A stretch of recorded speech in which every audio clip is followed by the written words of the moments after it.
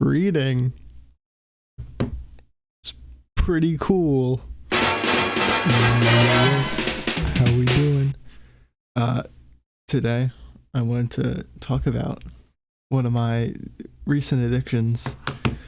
Reading. What? Reading is like kinda awesome. Kinda like cool. And like I've been reading a lot of books recently actually. It's kind of bad how much I've been reading. Now you're probably asking, now Patrick, why would I want to read? Reading is kind of boring when you got not this thing, but reading is kind of boring when you got ultimate dopamine device 9000. Why read when I could watch TikToks or watch 8-hour YouTube video essays? Because that's something people normally do. And I raise you this. Why not reading?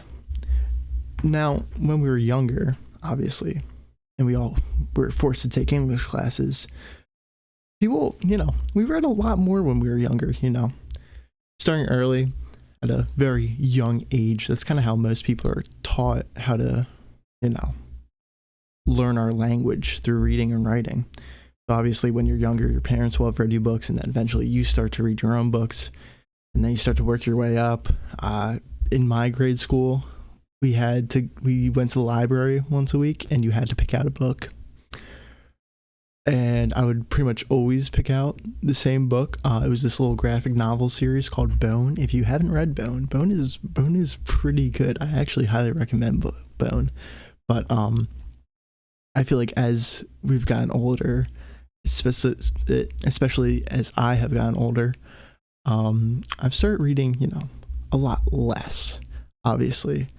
I used to be someone that would like read at like family events. I would always be reading in the car, and I got my first phone.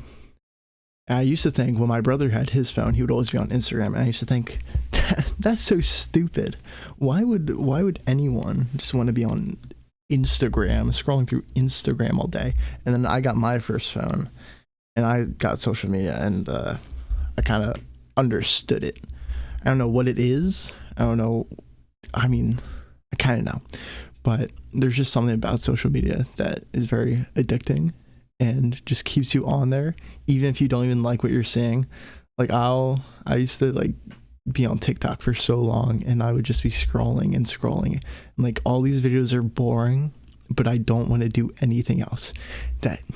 That's kind of bad. And as like addiction for like social media grew, reading books lessened. I really started getting back into reading, honestly, like reading a lot back in 2020 during the lockdown, specifically reading manga, which I don't know if that makes me more of a nerd than reading normal books, but I was going to Barnes & Nobles probably every week and picking up at least 4 to 5 volumes of manga. I have a manga bookshelf at my house that is currently too small for the amount that I have. I should probably get a new bookshelf soon. But yeah, I would read series like what were some ones that I was really into at the time. My Hero Academia, first like anime manga that I ever got into. Spy Family is a really good one. JoJo's Bizarre. I was huge on JoJo's Bizarre Adventure back in 2020. But yeah, I would really only read manga because the thought of picking up a massive book was really daunting. I would still get books for Christmas, and I'd be like excited to have them, and then I just never read them.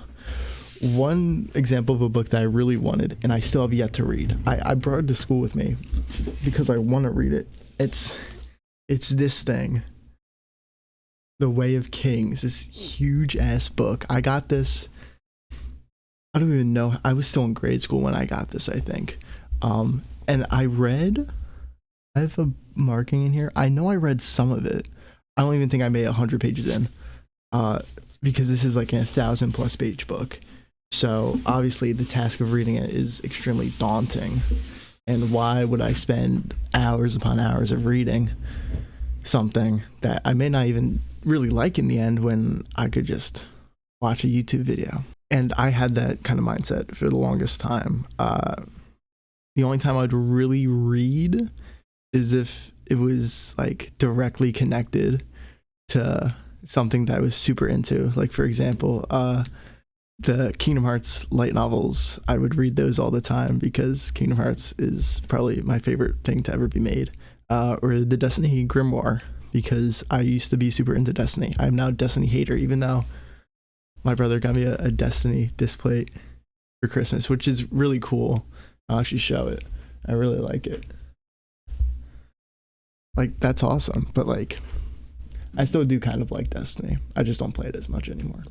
But yeah, it used to be like this huge thing where I just wouldn't read. And then last year, or I guess kind of 2 years ago, I started to slowly get back into reading. And I think the book that really did it for me was It by Stephen King. It was one of my favorite horror movies, and I got the book for Christmas, I think, either Christmas or my birthday. And I finally read it, and I was like, wait a minute, reading is kind of cool. So for my birthday last year, I asked for possibly one of my favorite pieces of technology that I currently own, which is my Kindle. I think it's a Kindle Paperwhite. Don't quote me on that. Whoever the newest model is. It's very small, very compact. I have this nice little case on it, which is magnetic. It automatically puts the device to sleep when you close the cover. And ever since I got my Kindle, I have been reading so many books. It is crazy because you can literally just search up any book and just buy it, and boom, you instantly have it. You can instantly read it. Okay, so you're probably asking, why should I be reading? You know, why should I be reading instead of, say, even just watching a movie? Well, I feel like when it comes to reading, obviously there's academic purposes.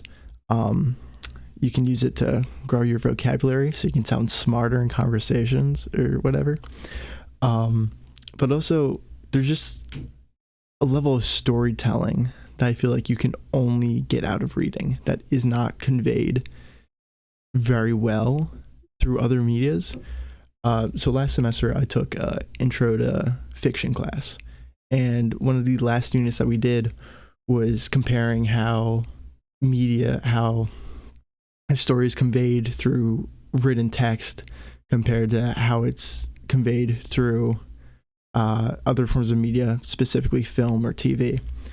And something that we talked about is so many things get conveyed better in writing, such as characters' thoughts, feelings, just,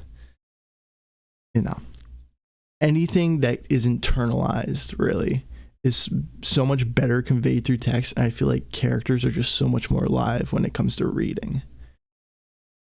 And when you really get into a story, when you find that one story that you really like, that just absolutely enthralls you, it's just hard to put a book down. A book recently that has made me feel this way is called The Library at Mount Char, which is probably my favorite book that I read last year. And I recommend it to literally everyone that asks me for book recommendations because it is awesome. I cannot put that book down. I finished it in 3 days, I think.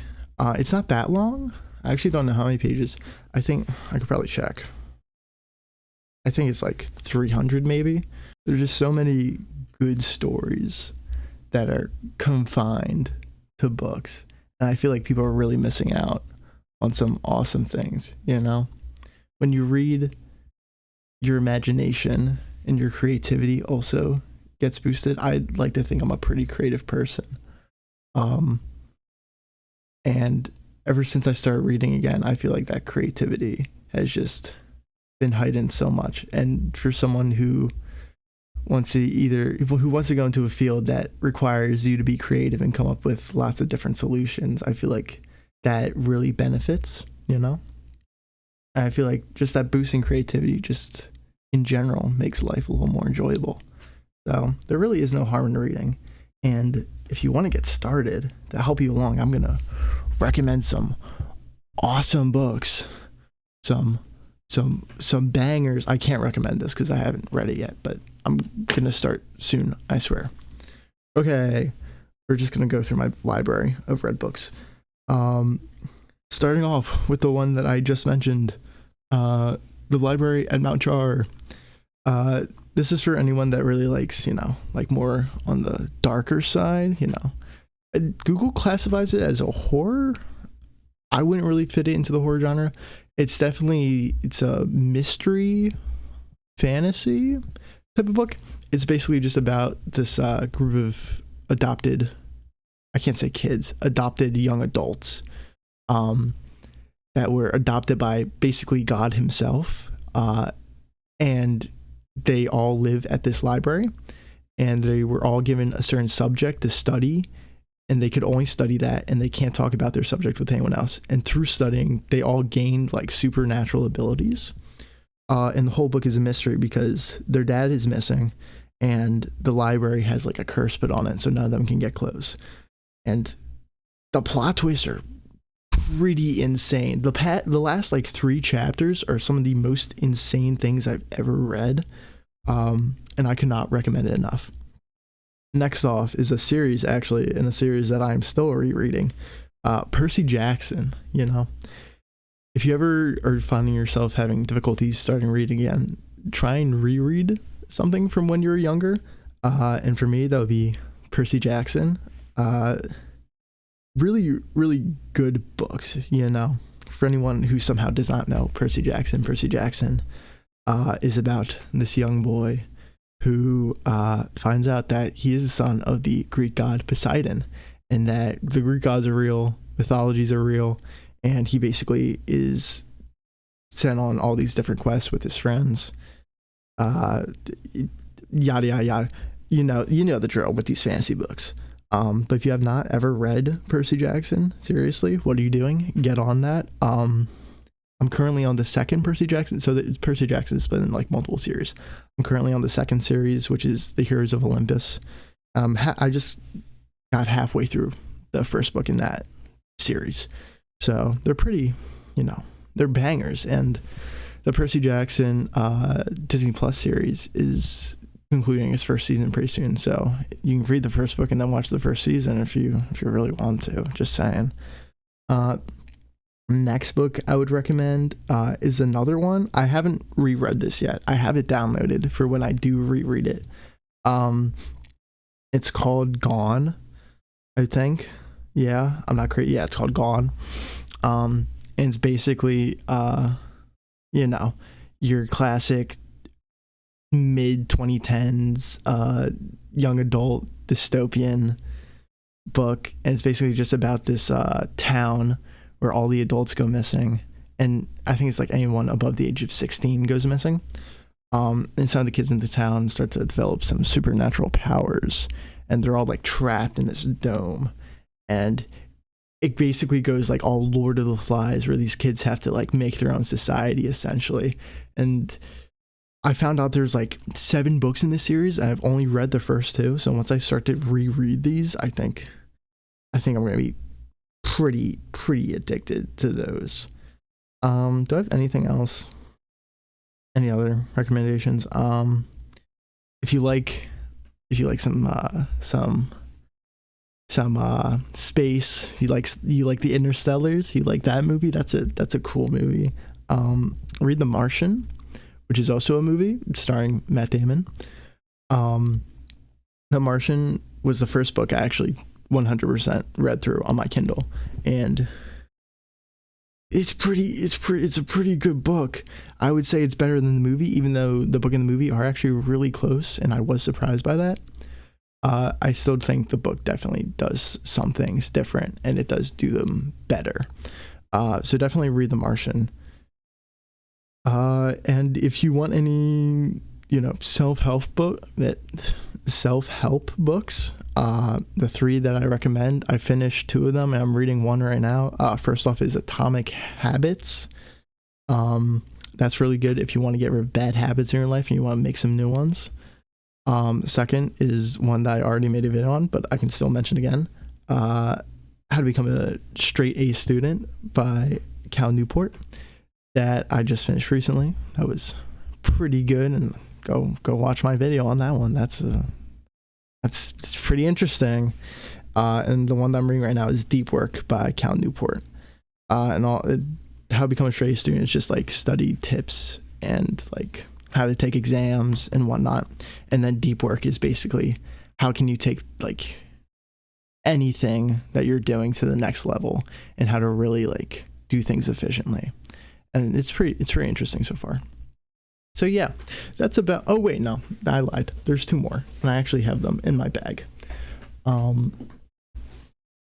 I still do get physical books, by the way, but first off, if you're a cyberpunk guy, or gal, or anyone, you like some cyberpunk, Neuromancer by William Gibson. This is actually a pretty old book. I didn't realize how old it was. I forget exactly when it was published, but it was like I think it was 1960, but don't quote me on that. I just feel like that's what I saw. That's really good if you're really into the cyberpunk aesthetic and all that. And then there's this Goliath, The House of Leaves. I probably shouldn't recommend this. I'm about 3 chapters in and it's already getting confusing. And if you want to see what I mean by confusing, this is what I just picked a random page, by the way. This is what the book begins to look like. Yeah, so if you think that looks fun, read House of Leaves, and I can't even come up with a proper summary for that one. So you're just going to have to figure that one out all on your own. But yeah, I think that's all like the recommendations I have. But anyways, to summarize the video and to end it off, reading is cool. You should read. You should encourage others to read, and I don't fucking know, start a book club or something. That's it. Goodbye. Go read.